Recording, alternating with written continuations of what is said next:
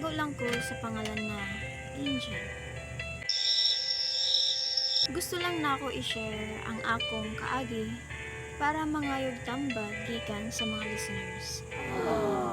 Pila na may katuig sa akong kalibin, ug kapila na pud ko niya gibinuangan, ug nakig-uban sa laing lain.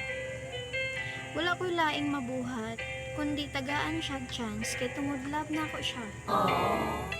Pero DJ, karon na sitwasyon, naglibog na jud ko.